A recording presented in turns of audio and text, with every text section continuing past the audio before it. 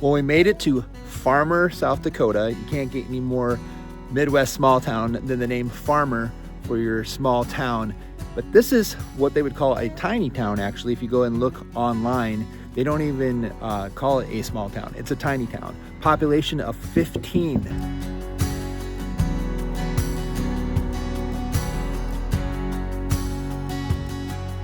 But the real reason why I came to Farmer, looking around the small town, of course, but there is a grotto here. And if you've seen some of my old videos, you'll see that I did the Grotto of Redemption, which is in Iowa. I'll post that in the description below. You can also go check out that video. That's a pretty cool place. But these grottos are so cool. These are places that you can go. They're historic places that are spiritual in nature and made of rocks and things like this. And this one is the St. Peter's Grotto in Farmer, South Dakota. Now, it's been placed on the National Register of Historic Places by the United States Department of Interior and back in 2001. This grotto was designed and constructed in the period from 1926 to 1933, and I'm probably going to mispronounce it, but by Father Scheer to honor the Blessed Virgin Mary.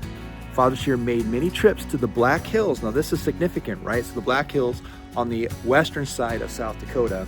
He went and he selected and purchased special rocks that he desired to make this grotto. Why he chose this style of architecture is not really known, but the grotto became the spiritual focus of St. Peter's Parish until the grade school was closed back in 1959 and removed. The grotto was left unattended until its restoration, so they restored it back in 2001. And this is really cool. I mean, you can kind of check and see just the different rocks that he used to place in this. And what's really cool about this structure, one of my favorites anyway, if you look straight up, you'll see that he made this opening where the sunlight can come in and can shine in on the grotto. And you got all these statues. Just really cool. Now, I saw some warnings online, be careful, some of these rocks might fall. And I kind of even noticed down here, if you look, they even put, looks like a little bucket with some of these fallen rocks. So just be careful. And if you're out here, just remember just to be respectful of the property around. And then over here, it looks like they have another statue. And this is the statue of the Sacred Heart of Jesus. And it was presented in St. Peter's Parish in 1919. But that kind of reminds me of this old quote I heard, like, Jesus has no hands but ours, right? So maybe it's a good reminder for us to be servant-hearted, right? To go out and help others, listen to others' needs. It's a good reminder. I love this. Population of 15 Farmer. And this is typical, right? I'm just going to be quiet for a little bit. You like the quiet? You like peaceful? You want to get out of the city? There's probably places around here that you could live. Farmer's one of them.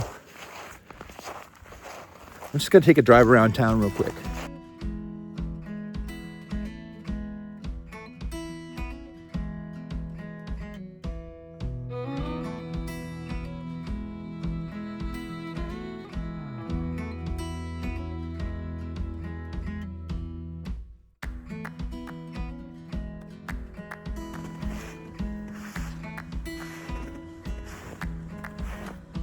Well, you can see that they put the old Farmer school behind me here, the sign, closed in 1968. The Orioles, right? And this is a tribute. The school must have stood on these grounds here behind me. But you can see they have the old school bell and so forth. Farmer, South Dakota, population of 15. You like small, this is considered a tiny town actually. And it's not too far off of I-90. So if you're going west or east, maybe head into the Black Hills or head into Sioux Falls, you'll see a lot of these small towns scattered around the Midwest. And of course, we're in South Dakota today and it's absolutely freezing. We've had weather ranging from -30. Today, it's around 15 to 18 degrees. I'm kind of gonna give you a two for today. This was Farmer, South Dakota, and it's kind of really known for that grotto that I showed you earlier. but we're gonna be heading to another small town that's right next door. And I'm gonna call this like the 2 F's, right? So this is Farmer. Now we're gonna head to Fulton, South Dakota next.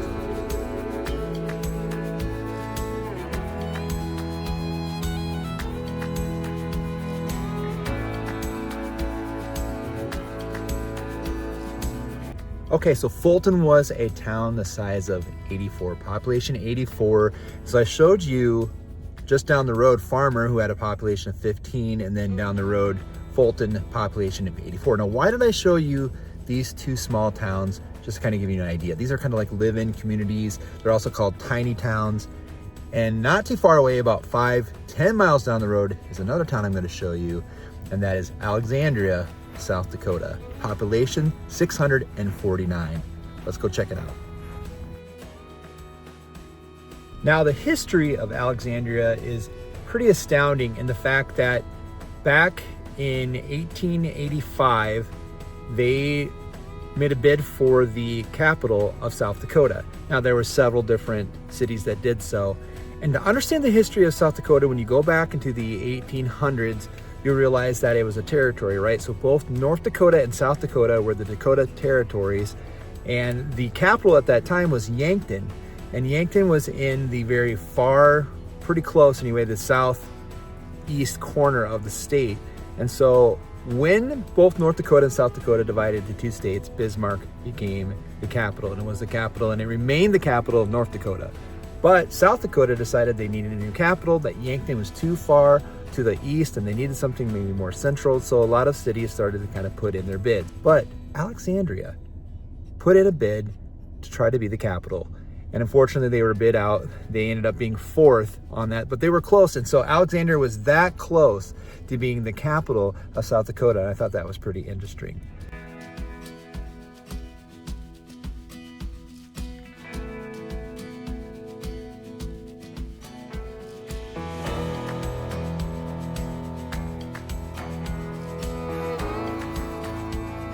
Just walking along here, Catholic Church here in Alexandria, and they have the Stations of the Cross outside, plus all these different statues and so forth. I'm gonna go look around. This is a pretty neat little park right next to the Catholic Church.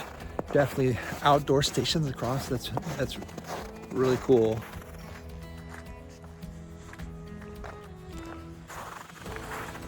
So one thing you'll recognize in a lot of Midwest small towns is that faith and church is a big part of the community in these small towns.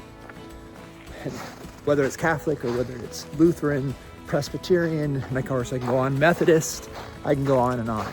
Another note, in 1914, Alexandria purchased an electric generator, and that was financed, and they were one of the first communities in South Dakota to actually have electric streetlights. That was pretty cool. The other cool thing about this town is you just kind of wander around and you look and you kind of see that it's a close-knit community, right? You see that they have different places that you can eat downtown and establishments, and it's small and it's safe and it's quiet, and that's why people like to live here, and that's why they like to work here. And there's that faith element as well that I showed you with the churches, and this is just a really cool place to live. So that was Farmer, Fulton, and Alexandria, South Dakota. 3 Midwest small towns. Over and out.